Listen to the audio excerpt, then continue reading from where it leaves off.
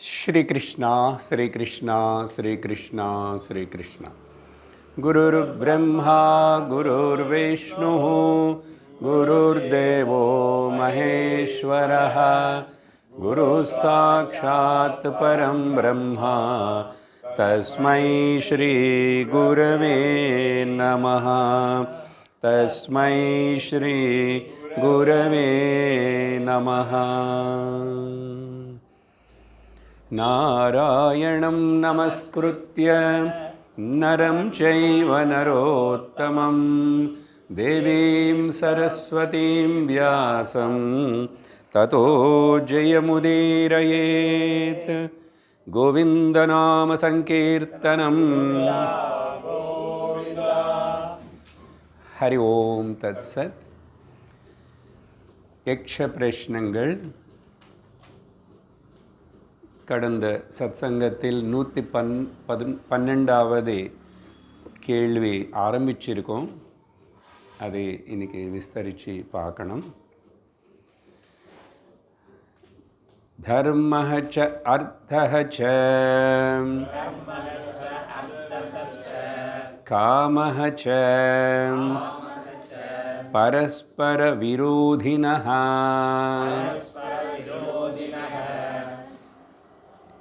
येषां नित्यविरुद्धानां कथम् एकत्र संगमः। இது யக்ஷர் கேட்ட கேள்வி. என்ன கேட்குறாருன்னா, பொதுவாக சாஸ்திரத்தில் புருஷார்த்தங்கள்னு சொல்லி 4 சொல்லப்படுறது: தர்ம, அர்த்த, காம, மோக்ஷ.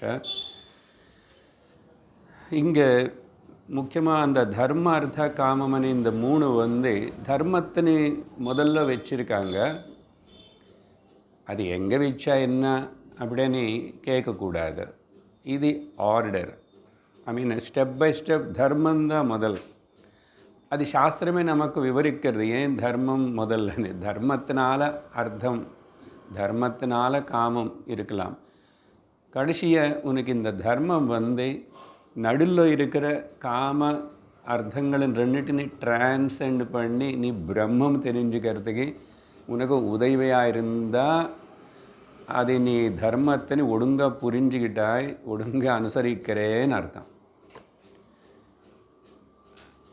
அதனால் தர்மத்தினை எப்படி புரிஞ்சுக்கணும், தர்மம் எப்படி நம்மளுக்கு அர்த்த காமங்களிலிருந்து தாண்ட வச்சு அப்புறம்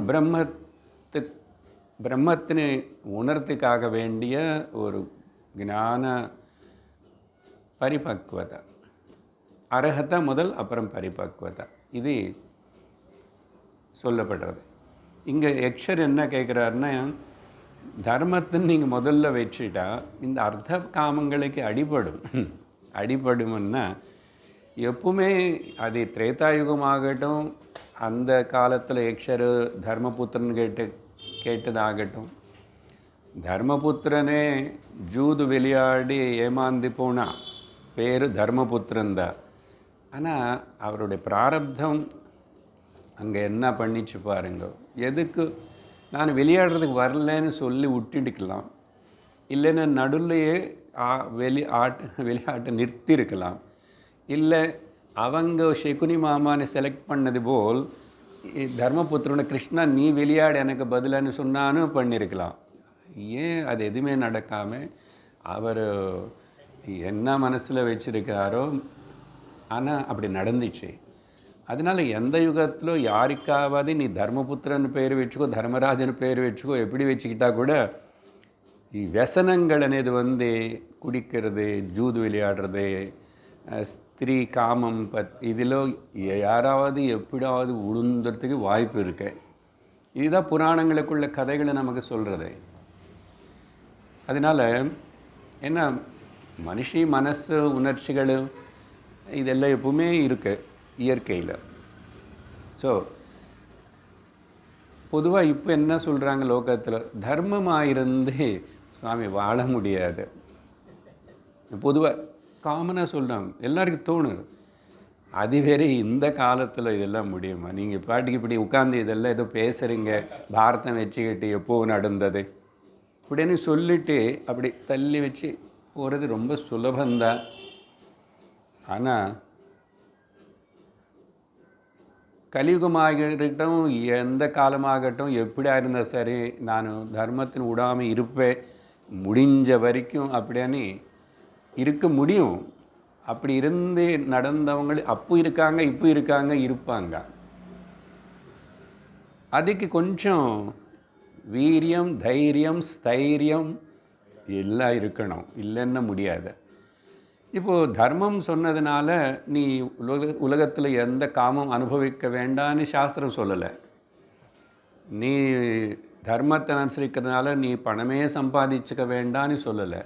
நல்ல அழகாக கிரகஸ்தன் ஆனதுக்கப்புறம் ஆனால் தர்மத்தோடு வாழும்போது பணம் கூட தர்மத்தால் சம்பாதிச்சுக்கோ, காமம் தர்மம் வச்சு அந்த எல்லைக்குள்ளே தான் அனுபவிக்கணும். அந்த கோடு எல்லாம் போட்டிருக்கு. பட் மனுஷன் அதெல்லாம் நான் தாண்டி மீறி போகிறேன்ன்றான். அதனால் சாஸ்திரம் அர்த்தம் என்ன சொன்னோம்? சாசனாத் இது சாஸ்திரம். அது நம்மளை கைட் முதல்ல கண்டிக்கும், ஜாக்கிரதையார் இப்படி இருக்கக்கூடாதுன்னு. டூஸ் அண்ட் டோன்ட்ஸ் எல்லாம் சொல்லும், விதி நிஷேதங்கள் சொல்லும். அதுக்கப்புறம் இதனால் உனக்கு நல்லது தெரியுமா, நானே உன்னை இப்படி கண்டிக்கிறேன், கை காட்டுறேன், சாசனாத் நான் சாசிக்கிறேன். இல்லைன்னு அப்புறம் நீ நான் எதுக்கு சாசிக்கிறேன்னா நீ நல்லா இருக்கணும் தான். ரூல்ஸ் வைக்கிறதே road rules, government, traffic rules இதெல்லாம் எல்லாரையோடைய நல்லதுக்காக தானே. அது புரிஞ்சுக்காதவன் ஏன் இப்படி வச்சாங்க, ஏன் அப்படி வச்சாங்கன்னு கேட்டால் அது வேறே. வேதத்தை நீ கேட்கலாமா? நீ போய் பகவானுடைய பேச்சில் நீ எதிர் பேசலாமா? ஸோ இப்படி மடத்தனமாக பிடிவாதமாக இருக்கிறவன் பேசுவான்.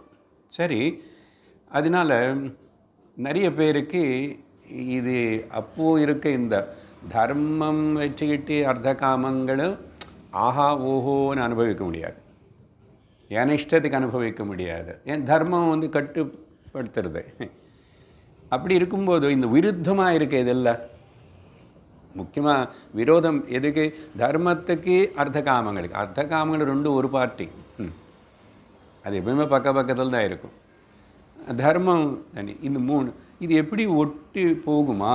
பரஸ்பர விருத்தமாக இருக்குது, ஆப்போசிட்டாக இருக்கு, நித்திய விருத்தானாம். அது அந்த காலம் இந்த காலம்னு எப்பவுமே எல்லோருக்கும். அப்படி இருக்கும்போதோ இது எப்படி மூணு சேர முடியுமா? மூணு சேர்ந்து இருக்கலாம்னு சொல்கிறாங்க. அப்படி இருந்துக்கிட்டு தான் நீ ஞானம் அடையணும், மனுஷ ஜன்மத்துக்கு பாரமார்த்திகம் என்னன்னு தெரிஞ்சுக்கணும், எது அசல் லட்சியம் என்ன, எதுக்கு பிறந்தாய், மனுஷ சரீரம் எதுக்குன்னு அப்படின்னு கேள்வி கேட்குறாரு. ரொம்ப ஜென்யூன் கொஸ்டின் கேள்வி. அதுக்கு தர்மபுத்திரன் பதில் சொல்கிறாரு, யதா தர்மஹ ச பார்யா ச பரஸ்பர வசானுகௌ ததா தர்மார்த்த காமானாம் த்ரயாணாம் அபி சங்கமஹ. அது மூணு சேர்ந்து இருக்க முடியும். எப்போ? அன்றைக்கி இதெல்லாம் படித்து சொல்லி இங்கே ஒரு கான்ட்ரடிக்ஷனாக ஒரு தனியாக இருக்கு. எப்போ பாரிய தர்மத்துக்கு கூட இருக்குமோ, தர்மத்தோடு இருப்பானோ. பாரியான்னா பத்னி இல்லையா? ஒரு கிரகஸ்தனு கல்யாணமாகி இல்லறத்தில் இருக்கிறவனுக்கு பத்னி இருக்குது. ஸோ பாரியாச்ச யதா தர்மச்ச பாரியாச்ச பரஸ்பர வசானுகோவன்னா தர்மமும் பாரிய நான் பல வகையாக வர்ணிக்கணும், இது கேட்கணும். இது ரெண்டு பரஸ்பரம் ஒருத்தருக்கு வசமாக என்ன அர்த்தம்? என்ன? தர்மத்தை சொன்னது போல் பாரிய நடக்கணும், பாரிய சொல்கிறது போல் தர்மம் நடக்கணும் அன்னு அர்த்தம். யாரும் ஒருத்தருக்கு ஒரு அடிமை இல்லை. பரஸ்பர வசானுகவ். அப்போது தர்ம அர்த்த காமானாம் இந்த மூணுத்துக்கு நடுவில் அந்த ஒற்றுமை, ஏகத்திரம், சங்கமம் பாசிபிள். இப்போ நம்ம வந்துச்சு ஆல்ரெடி மனசில் சந்தேகம், அது என்ன பாரிக்கு அவ்வளோ முக்கியத்துவம் கொடுக்குறாரு பத்னி, வீட்டு எஜமானி பர்த்தா அப்படின்னா பாரியை மட்டும் தர்மம் அனுசரிக்கணும், தர்மத்தோடு கூடி இருக்கணும்னா பர்த்தா இருக்க வேண்டாமா, அவர் எப்படியாவது இருக்கலாமா, இப்படிலாம் சந்தேகம் வரும். ஸோ இப்போ இங்கே வந்து 2-3 விதமாக இந்த விஷயத்தின் புரிஞ்சுக்கணும்.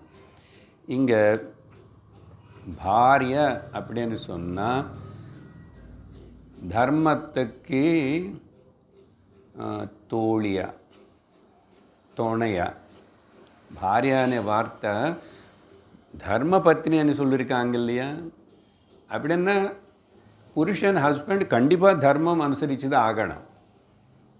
அதை வச்சு தான் அவர் தர்மமாக இருக்கிறதுனால தான் அந்த தர்மம் அனுசரிக்கிற அந்த மனுஷனுக்கு யார் பத்னியாக வந்து சககரித்து நான் உங்களுக்கு தர்மத்தில் நடக்கிறதுக்கு, தர்மமாக நடக்கிறது நானும் உங்களுக்கு ஒத்தாசு கொடுப்பேன், நம்ம 2 பேரும் அந்த தர்மத்தினால் வர பிரயோஜனத்தினை வாழ்க்கையில் அடைவோம்.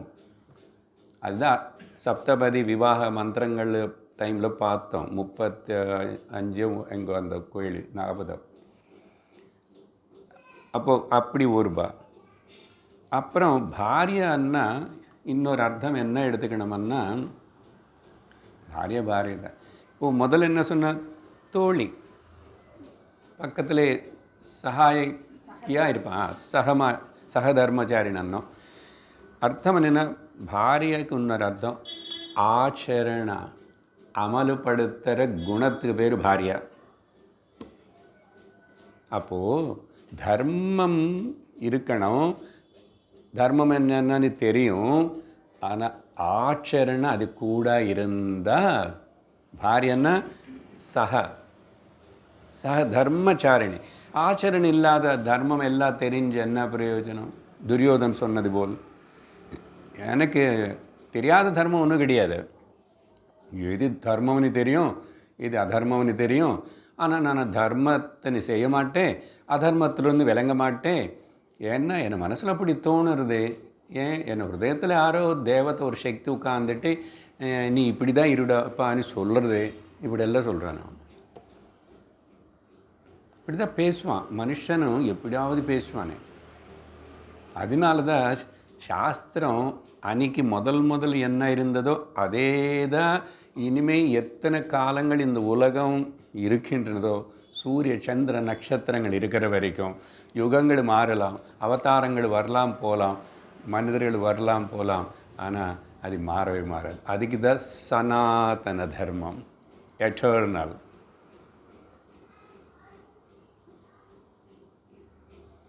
காலம் அப்போ இந்த யுகம் மாறும்போது கொஞ்சம் இப்படி அப்படி போவோம். கொஞ்சம் என்னது,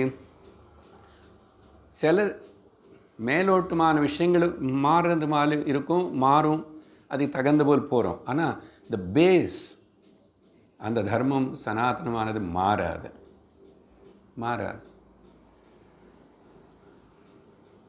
பிறக்கிறதையும் இறக்கிறது எப்படி ஒரு தர்மம், பிறந்தவன் எல்லாரும் இறந்து தான் போகணும். இப்போ வரைக்கும் எங்காவது வேறு ஏதாவது இருக்காது தவிர, கொஞ்சம் ஜாஸ்தியாக வாழ்ந்தார், அப்புறம் முன்ன பின்ன போயிட்டார், அவ்வளோதான் தர்மம். அது எப்படி மாறாதோ, இந்த வேறு சத்தியம், அஹிம்சா, அஸ்தேயம், அபரிக்கிரகமன் என்னென்ன நல்ல பண்பாடுகள் சொல்கிறதோ அது எல்லாமே அப்படி, அதுதான் சரி. 2 அர்த்தம் என்ன பார்த்தேன் இப்போது? தர்மத்துக்கு சககாரியாக இருக்கிறது. அந்த சககாரியாக இருக்கிறதுன்னா என்ன பண்ணணும்? ஆச்சரிக்க வைக்கணும், பண்ண வைக்கணும். இப்போ எனக்குள்ளேயே நானே புருஷனும் நானே ஸ்திரீ பாரியா அப்படின்னு அர்த்தம் என்ன? எனக்கு தர்மம் தெரியும், தர்மம் ஆச்சரணை பண்ணினவனே எனக்கு அந்த ஒரு எண்ணமும் இருக்கின்றனது. அந்த எண்ணம் எனக்கு சககாரி, ஹெல்பிங். அது இல்லாமல் என்ன பண்ணும்? ஸோ அந்த அர்த்தத்தில் எடுத்துக்கணும். இல்லைன்னா வீடு இல்லறமே எடுத்துக்கிறோம், குடும்பம். நிறைய வேறு கேள்விகள் எல்லாம் வந்துச்சு. தாய்மார்களுக்கு எவ்வளோ முக்கியமான ஒரு ரோல் இருக்குது கிரகிணியாக இருக்கிறதுக்கு, ஹோம் மேக்கர்னா. குழந்தைகள் நிறைய ரெஸ்பான்சிபிலிட்டி இருக்குது. அதனால் ஒரு சமுதாயத்திலோ கலாச்சாரம் பண்பாடு இந்த தர்மம் எல்லாம் அனுசரித்து தொடர்ந்து இருக்கணும்னா அந்த வீட்டில் இருக்கிற தாய் தான், ஸ்திரீ, கிருஹிணி. இதுக்கு எவ்வளோ இம்பார்ட்டண்ட் ரோல் இருக்குது. நீங்கள் அந்த காலத்தில் புராணங்களோட கதைகள் பாருங்கோ. அதுக்கப்புறம் வந்த நம்ம சிவாஜியோட அம்மா ஜிஜியாபாய் எடுத்துக்கோங்க. எப்படியெல்லாம் விவேகானந்தரோட தாய் எப்படி அவங்கள எல்லாரும் வளர்த்து என்ன சொல்லி அவங்கள எல்லாரும் முன்னு கொண்டு வந்தாங்க. பொதுவாக நம்ம வீட்டில் கூட நம்ம சின்ன வயசில் அம்மா அப்பா நம்ம எல்லோரும் நல்லா இருக்கணும், நல்லவன் ஆகணும்னு தானே. எந்த தாய் தந்தை கூட இவன் இப்படி ஆன போனால் போட்டோம், இப்படி ஆனான்னு யாரும் நினைக்க மாட்டான். அப்படி யாராவது அன்னிக்கிறான் அவங்க அசுர ராட்சச குணம் ஏதோ இருந்து இருக்கணும் தவிர பொதுவாக அன்னிக்க மாட்டான் இல்லையா. ஸோ அதனால் இந்த விதமாக அப்போது இந்த மூணுத்துக்கு நடுவில் பேலன்ஸு, தர்மார்த்த காமங்களுக்கு அந்த பேலன்ஸ்ன்னா ஒற்றுமை கொண்டு வர அந்த ஃபேக்டர் அது என்ன இருக்கின்றனதோ அதுக்கு நீ భార్యன்னு பேர் வை, ஆச்சரணம்னு பேர் வை, சககாரின்னு பேர் வை, ஹெல்பிங் டெண்டன்சின்னு பேர் வைங்கோ, எப்படியோ அது வச்சுக்கோங்கோ. அதுதான் அர்த்தம் பாரியா. பொதுவாக வேறு என்ன கருத்து சொல்கிறோம், பாரியை எப்பவுமே கூட பர்த்தனை தர்மம் பண்ணுங்கோ, தர்மம் இருக்கணும்னு சொல்லி உற்சாகப்படுத்தணும். அதில் ஒரு சுவார்த்தம் இருக்குது. ஏன்னா அவர் தர்மம் பண்ண அந்த புண்ணியம் பாரியக்கு வரும். அப்புறம் ஆப்போசிட் ரிவர்ஸ் என்ன சொல்லியிருக்கோம், பர்த்தை பாரியனை பாபம் பண்ணாமல் பார்த்துக்கணும். பாரிய பாபம் பண்ணால் அது பர்த்தக்கு வரும், பாரிய புண்ணியம் பண்ணால் பர்த்தக்கு வராது. இதென்ன சார் ரொம்ப திறக்காசாக இருக்குது, இப்படி வச்சுருக்காங்கன்னா அதுதான் மாதிரி சாஸ்திரம். இது நான் சும்மா சொல்லலை, ஜோக்க, அது இருக்கு சாஸ்திரத்தில். அப்படி இப்போ பாருங்க, ரெண்டு பேர் ஒருத்தருக்கு ஒருத்தர் சேர்ந்து சகக்காரியாக இருந்து தானே ஆகணும். ஆனால் பாப பீதி இருந்தால் பாபம் கிடையாது, ஒன்றும் கிடையாது. இப்போ ஏதோ இருக்கிற வரைக்கும் எப்படியும் அள்ளிக்கோ, சம்பாதிச்சுக்கோ, கொஞ்சம் நல்லா இருக்கும்போது அனுபவி ராஜா அனுபவி அனி போகிறவனுக்கு சொல்கிறது இல்லை. இது முழு நாஸ்திகனாக இருக்கணும் ஒரு கேட்டகரி இருக்கான், அவன் வேறு. ஆனால் பாதி நாஸ்திகனும் பாதி ஆஸ்திகன் இவனும். இவங்க வேதத்தினை பாதி நம்புவாங்க, ஆனால் பாதி எல்லாம் தள்ளி வச்சுடுவாங்க. உலகத்தில் பெரும்பாலும் நிறைய பேர் இப்படி தான். ரிலிஜியன் எல்லாம் சொல்லிக்குவான், நாங்கள் இப்படிப்பட்டவங்க அப்படிப்பட்டவங்கன்னு. மதம் ஏதோ ஒன்று ஆச்சு, அதெல்லாம் இருக்கு எங்களுக்கு.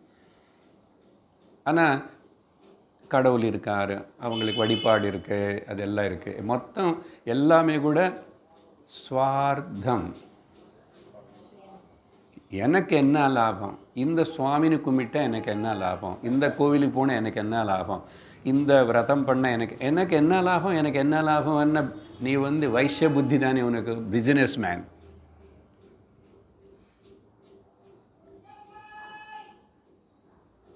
இப்படி பக்தி செலுத்துறதுனால எனக்குள்ள சரி நல்ல குணங்கள் வரணும்.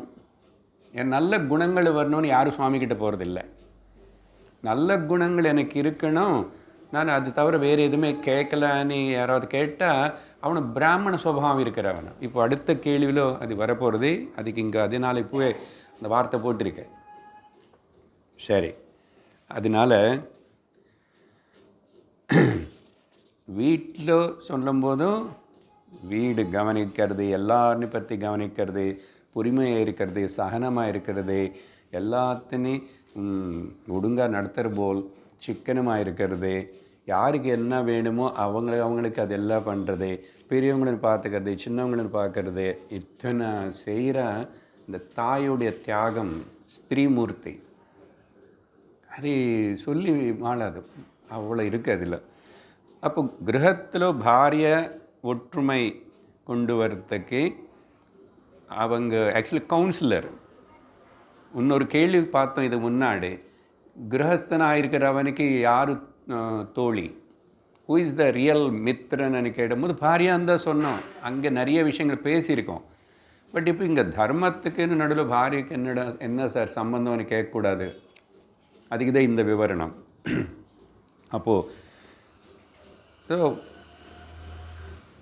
மெட்டீரியலிஸ்டிக் விவகாரம்లో வீட்டுக்குள்ள గృహమన్నా அந்த பாரிய தான் தர்மத்தின்னு நடத்துறது போல் அவங்க பார்த்துக்குவாங்க.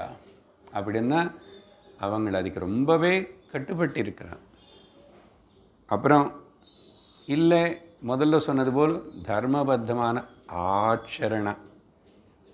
அதனால தான் ராமருடைய குணகானங்கள் பார்க்கும்போதும் அதில் ஒன்று பார்த்து முடிச்சிருக்கோம், தர்மக்னா. அப்படின்னா கொஞ்சம் இப்படி தள்ளி உட்கார்.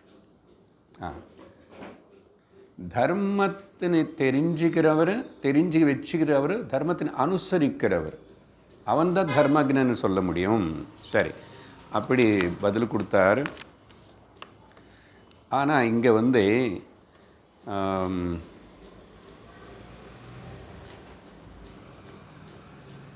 இப்போ உடம்புக்கு முதுகில் ஸ்பைனல் கார்டு, தமிழில் என்ன சொல்லுவீங்க, அது எப்படி சப்போர்ட்டோ அது ஒரு பேக் போன். குடும்பம் கிரகமன்னா அதில் அந்த ஸ்திரீத பேக் போன் அப்படின்னு ஒரு கருத்தை எடுத்துக்கணும். அதுக்கப்புறம் அப்போது அந்த தர்மம் எப்போ ஒழுங்காக இருக்கிறதோ அங்கே காமம் அர்த்தம் சரியான அளவில், சரியான வடிவில், சரியான விதத்தில் இருக்கும். அங்கே ஒற்றுமை கண்டிப்பாக வரும். சரியா? அதுக்கு தான் நம்ம எப்பவும் பஞ்ச கன்னியர்கள், பஞ்ச பதிவிரதைகள், இவங்க எல்லாரும் பேர் பிராத்தஸ்மரணத்தில் பிரார்த்தனை எல்லாம் சொல்லப்பட்டிருக்கு இல்லையா? ஓகே, அகல்யா, சீதா, இவங்களுடைய மண்டோதரி, தாரா, எல்லாருடைய பெயர்கள் அங்கே எல்லாம் வருது. அதுக்கப்புறம் இப்படிப்பட்ட ஒரு சூழ்நிலையில் அங்கே கைகேயி அம்மாவுடைய எக்ஸாம்பிள் ராமாயணத்தில் பார்க்குறோம். அவளோட நல்லா தான் இருக்காங்க. ஒரு குறிப்பிட்ட க்ஷணத்தில் அப்படி தர்மம் தவறிட்டான். என்ன பையனுக்கு தான் ராஜ்யம் வேணுமன்னு நினைக்கிறான். மூத்த மகனு ராமர்னு தெரியும். அப்புறம் தசரதன் அதை அனௌன்ஸ் பண்ணாருன்னு தெரியும். அது கேட்டு ஆனந்தமும் பட்டான். அந்த தகவல் கொண்டு வந்த அந்த கூனி அந்த சர்வெண்ட்டுக்கு பகுமானம் கொடுத்து ரொம்ப சிறந்த செய்து கொண்டு வந்துட்டியேன்னு சொன்னான். ஆனால் அடுத்த கொஞ்ச நேரத்தில் அந்த அம்மா என்னமோ பேசி அப்படியெல்லாம் உடனே மாறிட்டான். பார்த்தீங்களா? அப்போது உன்னோட பிள்ளை கத்து என்ன, அதுக்கப்புறம் என்ன ஆகுமோ தெரியுமா? நீ இவங்களுக்கு வேலைக்காரியாக இருக்க வேண்டிய ஆகிடும். இப்படியெல்லாம் சொல்ல சொல்ல சொல்ல சொல்ல ஸ்லோலி கிளைமேட் சேஞ்ச் ஆகி மைண்ட் மாறிச்சு. பார்த்தீங்களா? அதனால் கைகேயி நல்லவள் தான். அதனால தான் ராமர் கடைசி வரைக்கும் கைகேயம்மான்னு ஒரு வார்த்தையும் சொல்லக்கூடாது. அப்பா வாக்கு கொடுத்தாரு வரம் தரேன்னு. அதனால் பரதன் சொல்லும்போது, பாரு, உன்னை மேலே கைகேயி அம்மா, உங்கள் அம்மாவுக்கு எவ்வளவு பிரேமம் இருக்கு, உனக்கு ராஜ்யம் வேணும்னு ஆசைப்பட்டான். அதில் தப்பு என்ன இருக்கு? நான் ஒன்றும் எதிர் உனக்கு சொல்லலை.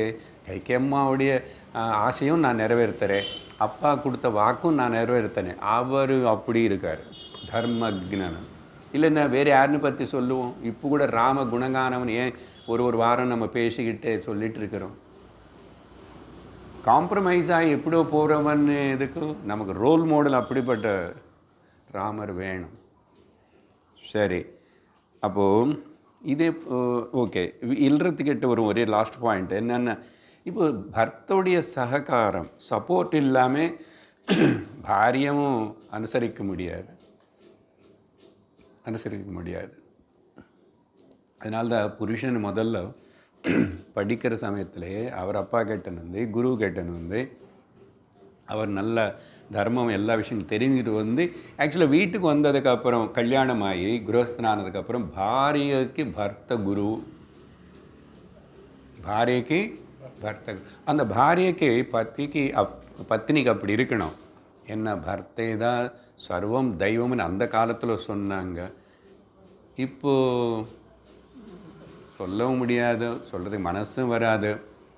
சரி, தெய்வமனை சொல்லலாம். ஆக்சுவலாக இவர் குருவனை சொல்ல வேண்டாம். ஏன்னா படிப்பில் எனக்கு மேலே அவர் கம்மி, பணம் சம்பாதிக்கிறதுல எனக்கு மேலே அவர் கம்மி.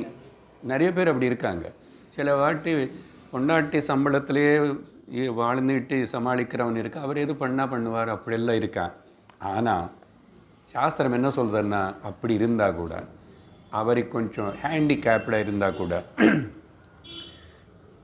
தகுதி இல்லைன்னா கூட, இல்லை நடுவில் செய்ய முடியாமல் ஆனால் கூட பர்த்த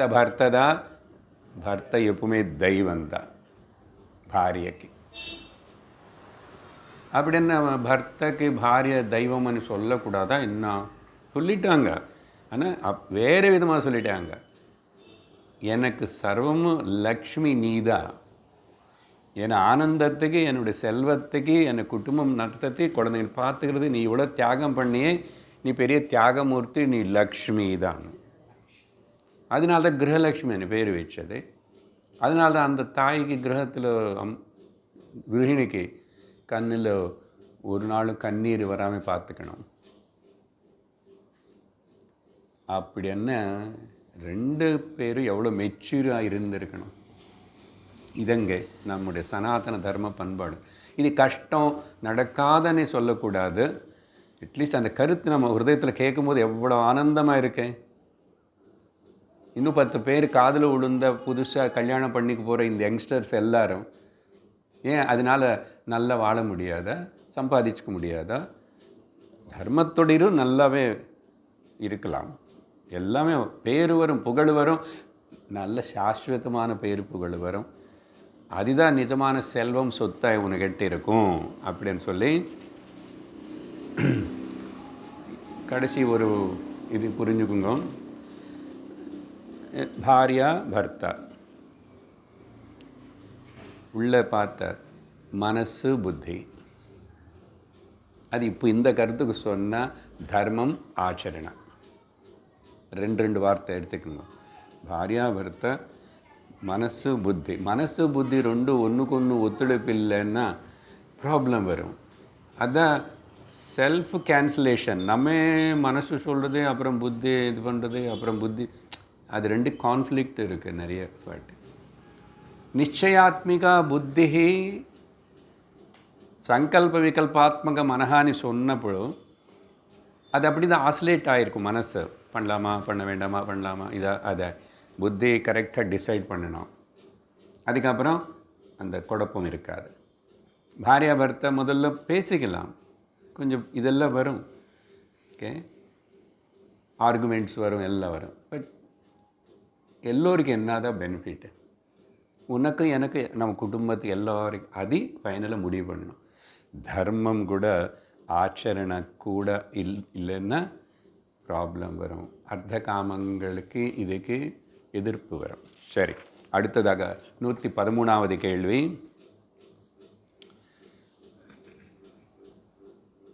யக்ஷ உவாச அக்ஷய நரகः கேன பிராப்யதே. யார் ஒருத்தன் வந்து அது மட்டும் இல்லை, இன்னும் கேட்டு இந்த கேள்விக்கு வந்து ஏதன்மே புருச்சதா பிரஷ்னம் தத் சீக்கிரம் வக்தும் அர்ஹசி. என்னால் கேட்ட இந்த இப்போ கேள்விக்கு வந்து நீ சீக்கிரம் பதில் சொல்லு. ஏன்னா இப்போது யக்ஷ பிரஷ்னம் 124 முடிய போகிறது இல்லையா?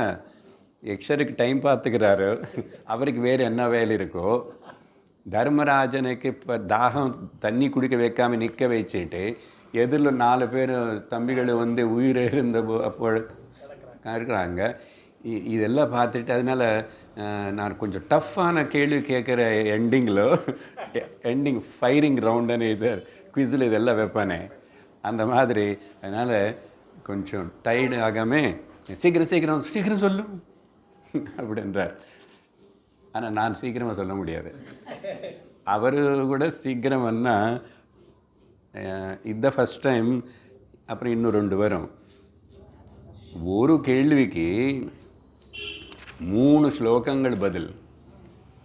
அதுக்கப்புறம் இன்னொன்று இருக்கு, ஒரு கேள்விக்கு 4 ஸ்லோகங்கள் பதில் வரும். It is the biggest answer. அவர் சீக்கிரமாக சொன்னாரே தவிர சுருக்கி சொல்லுன்னு சொல்லலை. அப்போ நான் யக்ஷனுக்கு தெரியும் இதில் சொல்கிறதுக்கு நிறைய இருக்குது இந்த விஷயத்தில். சரி, கேள்வி என்ன அர்த்தம் என்ன, நமக்கு இவ்வளோதான் கேள்வி. அக்ஷய நரக கேன பிராப்பியதே, முடியாத முடிவில்லாத எல்லை இல்லாத போல எட்டர்னல் ஹெல் நரக்கத்தில். அக்ஷய நரகன்னு என்ன, நரக்கத்தில் இவன் வெளியே வர முடியாது, எப்பவுமே நரக்கம்தான். சில பேர் வாழ்க்கையில் வீட்டில் நிறைய வருஷம் இப்படியெல்லாம் கஷ்டப்படுறவங்க இருக்காங்க, மனுஷர்கள் பார்ப்போம். வீடு நரக்கம் சாமி, ஒன்றும் பண்ண முடியல, 20 வருஷமாக இப்படி தான் பட்டிகிட்ருக்கு. பிரச்சனை மேலே பிரச்சனை புரிஞ்சுக்க மாட்டான், உடவு முடியல, வச்சுக்கவும் முடியல. இருக்காங்களா இல்லையா, நம்மளே பார்ப்போம். அங்கங்கே சொல்லுவாங்க. இல்லை நம்ம வாழ்க்கையில் சில வருடங்கள் அப்படியெல்லாம் ஓடி இருக்கலாம். வயசானவங்களுக்கு தெரியும், எப்படியோ தப்பிச்சுக்கிட்டு வந்துட்டோம், ஒரு பக்கம் ஒரு மேலே வந்து கரை ஏறிட்டோம். பூர்ணமாக இல்லை, ஓரளவுக்கு. இப்போ நம்ம சத்சங்கத்துக்கு வந்து நம்ம எல்லாரும் ஒரு வரைன்னா பூர்ணமாக கரை ஏறிட்டோமா இல்லையா? ஏறிட்டோம். நம்ம கவலைப்படவே வேண்டியதில்லை, திரும்பி பார்க்க வேண்டியதே இல்லை. நம்மளோட அட்டென்ஷன் எல்லாம் எங்கே, இது வேதாந்தம் கிளாஸாகவே இருக்குல்ல, நேதி பஞ்சதேசி எப்படி இருக்கு. அதனால் we are on a safe side. பகவானால் பூர்ணமாக ரட்சிக்கப்பட்டோம். ஏன் தொடர்ந்து சத்சங்கம் கிடைக்கிறது, அதில் எனக்கு ஈடுபடணும்னு ஆசை வருது, ஆனந்தமாக இருக்கு. இதுக்கு மிஞ்சி இன்னொன்று இல்லைன்னு தெரிஞ்சுக்கிட்டேன். இனிமேல் என்ன வேணும், என்னதான் வேணும்? அதனால நிறைவு வந்துச்சு. சரி, இப்படி கேள்வி கேட்டாரா. இது வந்து 3 வகையான ஸ்வபாவங்கள் இருக்கிற மனிதர்கள் பேசிக்கல்லி. அதனால் 3 திருஷ்டிகோணத்தில் தர்மபுத்திரன் பதில் சொல்ல ஆரம்பிக்கிறாரு. முதல் ஒரு ஸ்லோகத்தில் பிராமணம் ஸ்வயம் ஆஹூய பிராமணம் ஸ்வயம் ஆஹூய யாச்சமானம் அகிஞ்சனம் பஷ்சாத் நாஸ்தி இதி யஹ ப்ரூயாத் சஹ அக்ஷயம் நரகம் வ்ரஜேத். ஃபுல் ஸ்லோகா என்ன சொல்கிறாருன்னா, யார் ஒருத்தனும் ஒரு ஏழை பிராமணன், அகிஞ்சனம் பிராமணம் அப்படின்னு பொதுவாகவே பிராமணர்கள் வந்து ரொம்ப ஆசைப்படக்கூடாது, ரொம்ப எதிர்பார்க்கக்கூடாது, ரொம்ப வெச்சுடன் இருக்கக்கூடாது. அப்படி இல்லையே அப்படின்னு கேள்வி என்கிட்ட கேட்காதுங்கோ. சரியா? திருப்தியோடு இருக்கணும், வேதம் தான் உயிராக வச்சிருக்கணும், பகவானுக்கு பூர்ண சரணாகதி பண்ணியிருக்கணும். அதுக்கு அப்புறம் என்ன நடக்கிறதோ நடக்கட்டும் இருக்கிறவன் அகிஞ்சனா பிராமணம். அவனு வந்து யாச்சமானம், அவனு ஏதாவது யாராவது தானம் பண்ணுவாங்கள, சும்மா இதுக்கு தானம் பண்ணுறதுன்னா என்ன, இவருக்கு என்ன தானம் வாங்கிறத வேலையா? ஏதாவது பண்ணக்கூடாது? ரோட்டில் பிச்சைக்காரன்னு பார்த்தா ஏதோ வேலை பார்க்கக்கூடாதா? இப்படியெல்லாம் சொல்லுவோம். இப்போ பிராமணனு கூட அப்படி சொல்லலாமா? ஆக்சுவலி பிராமணன் தானாக யாச்சிக்கிறது ரொம்ப இனிமே உயிர் போகிற நிலையில் இருந்த தவற அதிவு பண்ண மாட்டான். நம்ம குச்சேலன் போல். குச்சேலன் கடைசியில் பாரியை தான் தொந்தரவு பண்ணி போய் கொஞ்சமாவது குழந்தைகளுக்காவது கேளுங்கோ அவன்னா அவர் போகலாமா வேண்டாமா போகலாம் வேண்டாம்னு அப்புறம் எதையும் கேட்கணும்னு எதுவுமே ஆசை இல்லை. வந்தாரும் கேட்கவே இல்லை. அந்த துணியில் கட்டிட்டு வந்த அந்த அவளுக்கு கொஞ்சம் எடுத்து கொடுத்தாரு. அதில் அங்கே போன உடனே அவருக்கு உலகம் எல்லாம் மறந்து போச்சு. கிருஷ்ணன் அவர் ரொம்ப ஸ்னேகமாக ரொம்ப பிரேமையோடு பேசிக்கிட்டாங்க. எல்லாம் எடுத்து கிருஷ்ணன் ஆதித்யம் கொடுத்தாரு. எல்லாம் பண்ணி கடைசியில் அப்படியே ஆனந்தமாக கிளம்பி வராரு கேட்காம. பார்த்தீங்களா, வந்த வேலை அது. ஆனால் பகவானுக்கிட்ட நிஜமான பக்தன் ஒன்றும் கேட்க மாட்டான். நிரூபணமாகறதா இல்லையா? அப்போது லக்ஷ்மி தாயாருக்கு கருணை அவருக்கு வியாபாரம் வாழ்க்கையில் இருக்கிற குடும்ப கஷ்டம் தெரிஞ்சு அவர் இங்கே வீட்டுக்கு வர்றதுக்கு முன்னாடியே எல்லாம் லக்ஷ்மி மயமாகி போயிடுது. அது வந்ததுக்கப்புறம் இவர் ஆச்சரியப்படலை, ஆஹா ஊஹன்னு சொல்லலை. எப்பவும் வீட்டு வாசலில் எந்த மரத்து கீழே உட்காந்துட்டு எப்போ தியானத்தில் இருந்துட்டு அந்த சாஸ்திர விஷயங்களை நினச்சிக்கிட்டே இருப்பானோ அப்படி தான் இருக்கார். குடும்பம் எல்லாம் பங்காரம் ஆயிடுச்சு, குழந்தைங்களுக்கு இப்போ ட்ரெஸ் எல்லாம் என்னென்னமோ சினிமாவில் பார்த்தோமே, டிவியில். இவர் அப்படி தான் இருக்கார். ஊரெல்லாம் இவர்னு பாராட்டுறாங்க. அவர் ஒன்றுமா ஞானி, சாதாரண பக்தன் இல்லை, பராபக்தன்.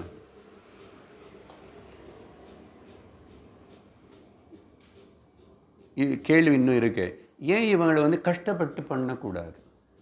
ஏதாவது பண்ண மாட்டான்.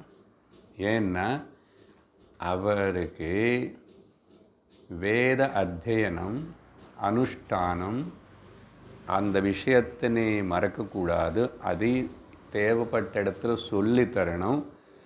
அதனால் வேறு ஏதாவது ஈடுபட்டால் அதெல்லாம் போயிடுச்சே இல்லையா? நாட்டில் எப்போ இந்த பிரிட்டிஷ் ரூலிங் வந்துச்சோ அழகாக குடும்பங்களை நடத்தி கொண்டிருக்கிற பிராமணர்கள் எல்லாரும் மெயினில் அவங்க தான் முதல்ல மயங்கி மாறி போயிட்டாங்க. எல்லா லீடர்ஸு அந்த பிரிட்டிஷ் ரூல்லேருந்து அவங்களுக்கு கிளர்க்கு என்ன இவங்களுக்கு மூளை நல்லா இருக்கும். அதனால் எல்லாம் பண்ணுவான்னா அவங்கள எல்லோரும் போய் அவங்களுக்கு ஊடிகம் செய்கிறதுன்னு சொல்லுவாங்க. ஊடிகம்னா அவனுக்கிட்ட போய் பிராமணன் யாருக்கிட்ட போய் அது பிராமண குணம். பகவத்கீதையில் பார்த்தோம். இங்கே வேறு விதமாக திங்க் பண்ணாதுங்கோ. பிராமணன் சொல்லி ஏதோ பெருசாக பேசுகிறாரு. இன்றைக்கி வர கிளாஸ் கூட ஐ திங்க் இந்த டாபிக் முடியாது. பிகாஸ் அடுத்த டாபிக் இன்னும் சீரியஸாக இருக்கும் இந்த விஷயத்தில். அப்போ கனெக்ட் ஆகும் உங்களுக்கு பிராமண வார்த்தைக்கு என்ன அர்த்தம். பகவத்கீதையில் கேட்டுட்டோம், விஸ்தரித்து கேட்டுட்டோம். சாதுர்வர்ணியம் மயா சிருஷ்டம் குணகர்ம விபாகஷன்னு சொல்லும் போதே பேசியிருக்கு. இப்போ 18th சாப்டர் முடிகிற வரைக்கும் கூட நடுவில் அதை பற்றி டச் பண்ணிட்டு இருந்தோம்.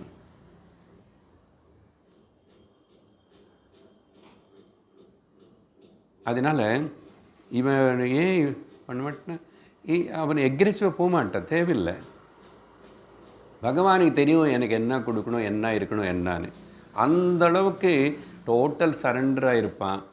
அதனால் இவருக்கு ஒன்றும் பண்ண முடியாதா? திறமை இல்லையான்னு இல்லை, திறமை இருந்தான்னு பண்ண மாட்டான். திறமை இருக்குன்னு சொல்லி துரோணாச்சாரியர் போல் யுத்தத்துக்கு போக மாட்டான். துரோணாச்சாரியர் போயிட்டான், அதுக்கப்புறம் போயிட்டான். கிருஷ்ணர் தீர்த்து கட்டுன்னா ஏன் அவர் தர்மம் விட்டுட்டு எதுக்கு அந்த பக்கம் போனார்? போகலாமா? போகக்கூடாது. அதனால் எதிர்பார்க்காது குருன்னு சொல்லிட்டு அம்பு விடுன்னாரு. பாட்டம் நமக்கு அதெல்லாம் கிரிட்டிசைஸ் பண்ணுறதுக்கு இல்லை. துரோணாச்சாரியம் அப்படி பண்ணலாமா? நீங்கள் பிராமணி இவ்வளோ பேசுகிறீங்க இங்கன்னு பட்டிமன்றம் பேசுகிறதுக்கு இல்லை. இது சாஸ்திரம் நெவர் மென்ட் ஃபார் பட்டிமன்றம். 1-to-1 டீச்சிங், உனக்கு அடக்கத்தோட வினயத்தோடு வந்து உட்கார்ந்த விஷயம் சொன்னது புரியும். கிரிட்டிக்கல் மைண்ட் வச்சுக்கிட்டு கேட்குறவங்களுக்கு புரியாது, எட்டாது, உபயோகப்படாது. அசூயா, கிரிட்டிக்கல் மைண்டுக்கு பேர் என்ன? அசூயா. பகவானை கூட கிரிட்டிசைஸ் பண்ணுறோம், சாஸ்திரத்தின்னு கிரிட்டிசைஸ் பண்ணுறோம், எல்லாத்தையும் கிரிட்டிசைஸ் பண்ணி சிசுபாலன் மட்டும்தான் கிருஷ்ணன் கிரிட்டிசைஸ் பண்ணார். ஷார்ட் போட்டாங்க அம்மா கொஞ்ச நாளைக்கு முன்னாடி. Criticize mentality, critical mind. உருப்பட மாட்டே நீ ஏதோ ஒன்று நம்பிதான் ஆகணும். சரி, அப்போது இப்படி பிராமண விஷயத்துக்கு எவ்வளோ பேசிட்டேன் ஒரு வார்த்தைக்கு, இன்னும் நிறைய இருக்குது. அப்புறம் கூப்பிட்டேன் ஒருத்தன் வந்து அந்த ரொம்ப அவசரத்தில் இருக்கிறான், ஏழனாக இருக்கிறான், சிம்பிள் லிவிங் பிராமணனாக இருக்கான். எங்கள் வீட்டுக்கு வாங்கோ, நான் ஏதோ தானம் பண்ணுறேன்னு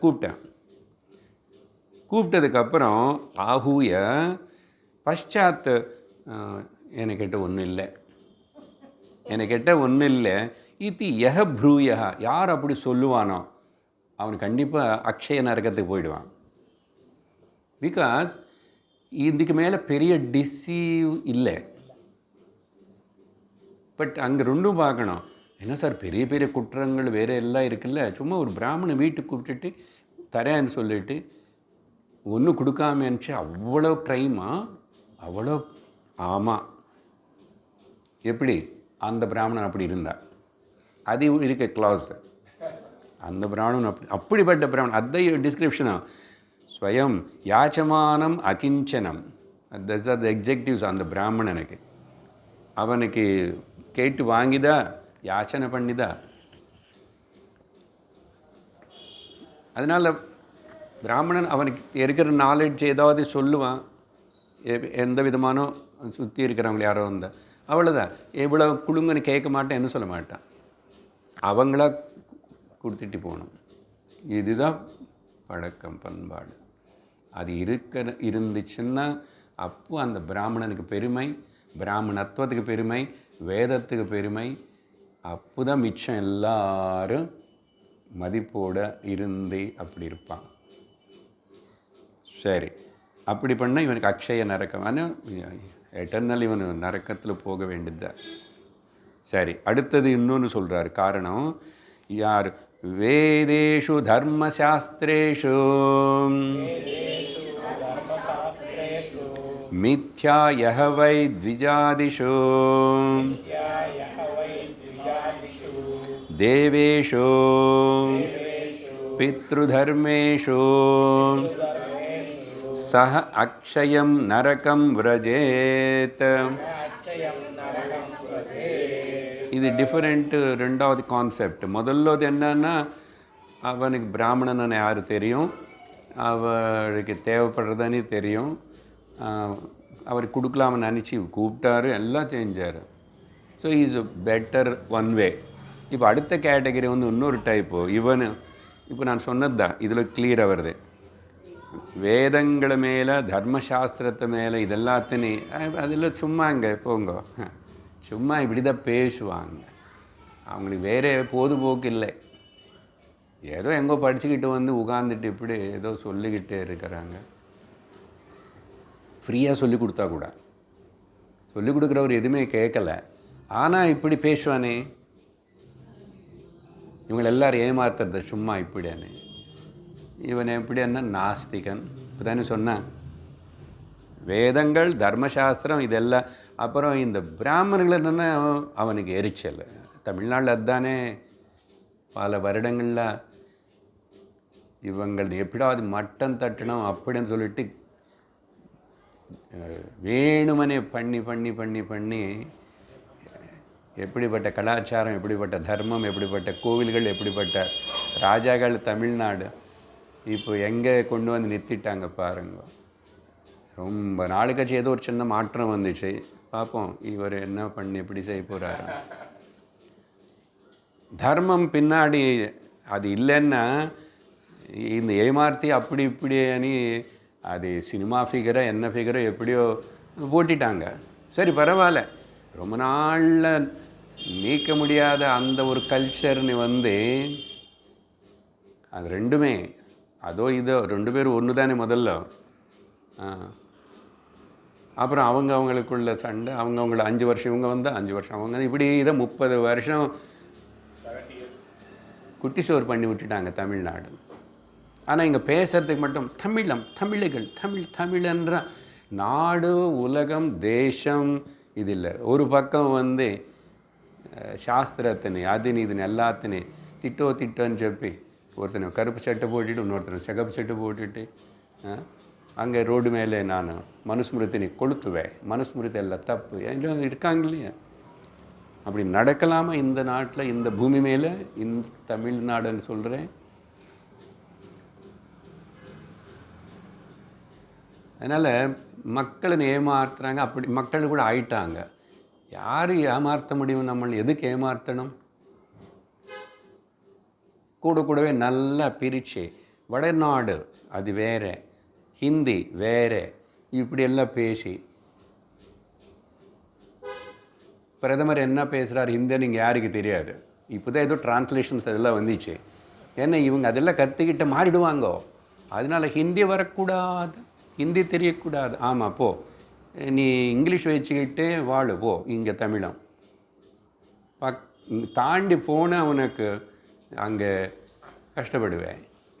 அது என்ன அவ்வளவு எதிர்ப்பு ஆக்சுவலாக தெரியல. அது நேஷ்னல் லாங்குவேஜாக இருக்குல்ல, அதே படிச்சுக்கோ இது படிச்சுக்கோ.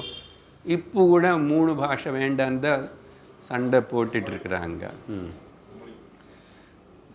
அதான் நமக்கு இன்னும் கஷ்டப்பட வேண்டிய நாளுகள் இருக்குது. இன்னும் பிரார்த்திக்கணும், அவ்வளோதான்.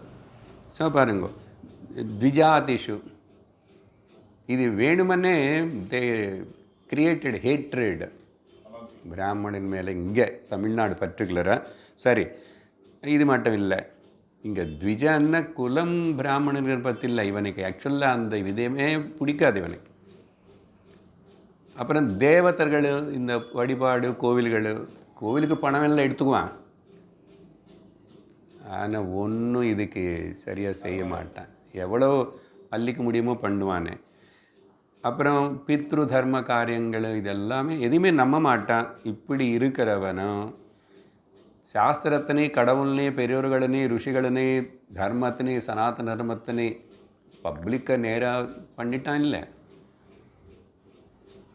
பண்ணிட்டானா இல்லை, அதான் போயிட்டான். அப்பா போயிட்டான், இவனும் போயிருக்கணும். தோற்றி போயிட்டான், எங்கே போல. அது பாடம்தான், வரட்டும். ஏதோ ஒன்று இவன் நரக்கத்துக்கு தான் போய்வான். 3வது கான்செப்ட், 3வது விஷயம். வித்யமானே தனே லோபாத் தான போக விவர்ஜிதः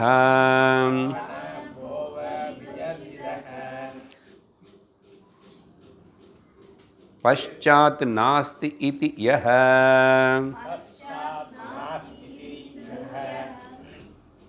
பశ్చాத் நாஸ்தி இதி யஹ ப்ரூயாத்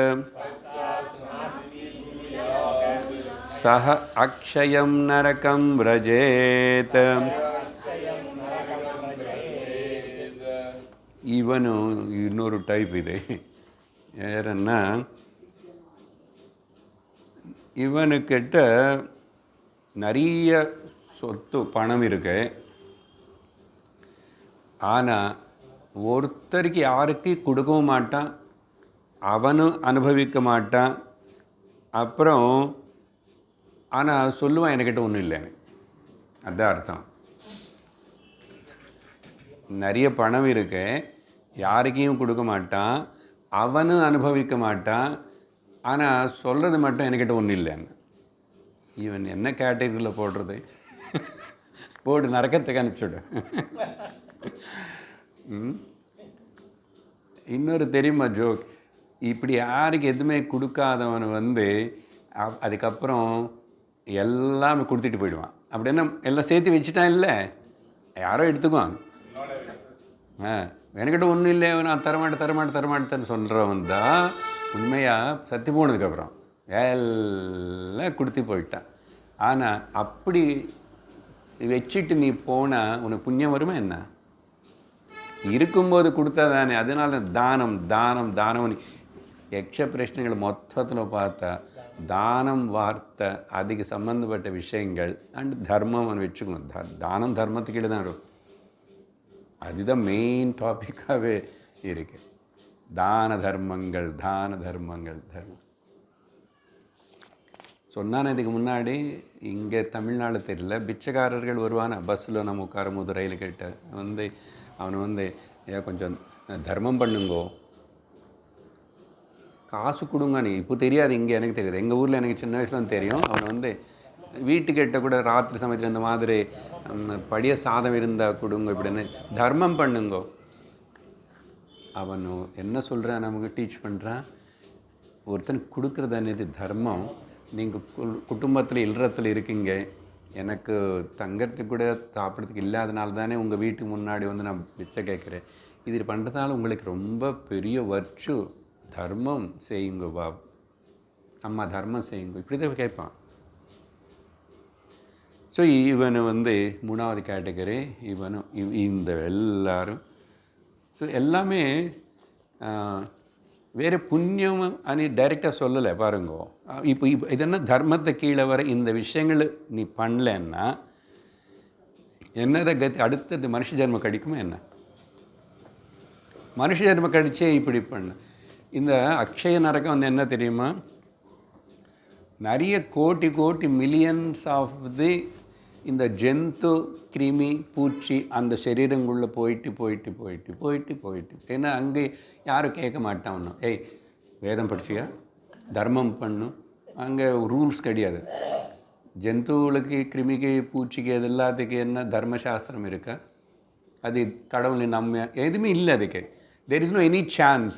only அந்த சரீரத்தில் அது அந்த பெயின் அண்ட் ப்ளஷர் அனுபவிச்சுட்டு தீர்த்து போகணும், திரும்பி இன்னொரு சரீரம். அதனால் நமக்கு பெரிய பாடம் என்ன தெரியுமா,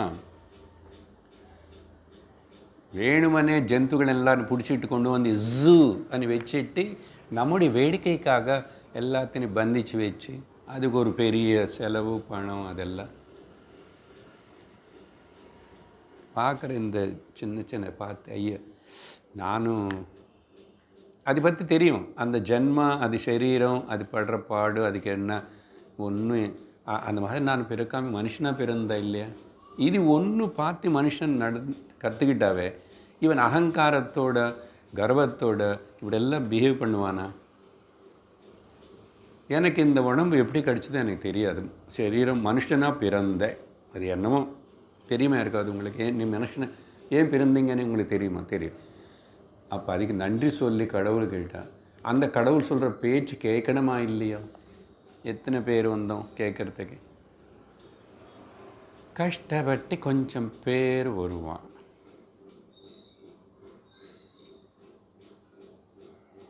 ஒரு கஷ்டம் இல்லாமல் சும்மா ஒரு மணி நேரம் உட்காந்து கேட்டுட்டு போகணும். ஒன்றும் ஃபீஸு இது அது எதுவுமே சொல்லலை. ஏன் வந்தா ஏன் போனா எதுவுமே கேட்கல. அது கூட பண்ணலன்னா அப்போ பாருங்க, இதுதான் மனுஷனுக்கு அகங்காரம். அது போகிற வரைக்கும் இவன் உருப்பட மாட்டான். எல்லாம் தெரியும்னு நினச்சிக்குவான். எனக்கு எல்லாம் என்ன தெரியாத என்ன இவர் புதுசாக இங்கே என்ன சொல்ல போகிறார் அப்படின்னு ஒன்றும். ஏன்னா தொடர்ந்து போய் படிக்கணுமா, குரு கிட்ட போகணுமா, ஏதோ அப்பப்போ அங்கங்கே ஏதோ அப்படி கேட்டால் செல்ஃபோனில் இருக்குது, எல்லாம் இருக்குது, யூடியூப்பில் இருக்குது, அப்படி கேட்கக்கூடாது, வராது, அது பிரயோஜனப்படாது. ஸோ இப்படி தர்மத்துக்கு அடிப்படையாக இருக்கிற சில விஷயங்கள் எல்லாத்தையும் சொல்லி இந்த கேள்வியில் நமக்கு அழகான பதில் கொடுத்தாரு. தானத்தை பற்றி ஞாபகப்படுத்திட்டாரு. சாஸ்திரம் குரு மேலே எவ்வளோ விஸ்வாசம், அத்தியந்த விஸ்வாசா. ஈஸ்வரனு எவ்வளவோ நம்ம விஸ்வாசம் வச்சுருக்கோம், அதே அளவுக்கு குரு மேலே இருக்கணுமா. ஸ்வேதாஸ்வதர உபனிஷத்தில் கடைசி ஸ்லோகம், யதா குரோ யதா தேவே ததா குரோ. குரு மேலே தெய்வம் மேலே எவ்வளோ உனக்கு விஸ்வாசம் இருக்கு, அதே குரு மேலிருந்தால் அந்த குருனால் சொல்லப்படுற பேச்சு வார்த்தைகள் உனக்கு வந்து அழகாக அப்படியே தெள்ளந்தெளிவாக புரியும். புரியறதுக்கு அதுக்கு என்ன சார் சம்மந்தம்? எனக்கு மூளை இருக்க, நான் புரியாது. அப்படி இருந்த இதுக்கு அந்த ஸ்வேதாஸ்வதர உபனிஷத்தில் ருஷி எழுதணும் அந்த ஸ்லோகம், அதையும் கடைசியில். சரி, இந்த விஷயம் முக்கியமாக இந்த தானம் விஷயம் இதெல்லாம் வந்து திருவள்ளுவர் நிறைய எக்ஸப்ரேஷனுக்கு எல்லாத்துக்கும் ரெஃபரன்ஸ் திருக்குறளில் இருக்குன்னு சொன்னேன் இல்லையா? அது வந்து 1006வது குறள் 101வது அதிகாரம், இன்றில் இல் செல்வம் அப்படின்னா யூஸ்லெஸ் வெல்த், உபயோகப்படாத சொத்து. நன்றில் அம்மா அங்கே முடிக்கிறாங்க. என்ன இவர் தமிழில் என்ன பேசுகிற? நானே பார்த்து எப்படியோ கூட்டி ஏது வச்சுக்கிட்டேன். நன்றில் இல்லாத செல்வம், இல் செல்வம் அவர் சுருக்கம் அப்படி எழுதுவார். புரிஞ்சுதா? அப்படின்னா பணம் ஒரு பிரயோஜனம் இல்லாத பணம், இவனுக்கு பிரயோஜனப்படல, அவனுக்கு பிரயோஜனப்படல இருக்கும்போது அதுக்கப்புறம் என்னமோ சப்போஸ் இவன் இது எல்லாமே அப்படியே வச்சுட்டு எதற்கு கொடுக்கறதுக்கு கூட மனசில் பேங்க்கில் வச்சுட்டு கவர்மெண்ட்டுக்கு போயிடும். இவர் நாமினின்னு கூட வைக்கல. அப்படி எல்லாம் நிறைய பேர் கவர்மெண்ட்டுக்கு நிறைய அப்படி பணம் என்ன போயிடும். அப்படி இருக்குதாம நிறையா. இப்போது அதுக்கு மோடியை ஏதோ போட்டு இதெல்லாம் ட்ரேஸ் பண்ணி எப்படியாவது, சில பேர் தெரியாது, படிக்காமல் இருந்தால் கூட இருக்கலாம் அப்படின்னு, அது எப்படியாவது கண்டுபிடிச்சி அவங்களுக்கு சேர வைங்கன்னு அதுக்கு ஒரு திட்டம் போட்டு ஏதோ பண்ணுறாங்க. சரி, 114வது கேள்வி ஆரம்பிப்போம். இது இன்னும் பெருசு, அப்புறம் விவரம் பார்ப்போம். யக்ஷவுவாச்ச ராஜன் குலேன விருத்தேன ஸ்வாத்யாயேன ஸ்ருதேன வா பிராமண்யம் கேன பவதி பிரப்ரூஹ்யேதத் சுனிஷ்சிதம்.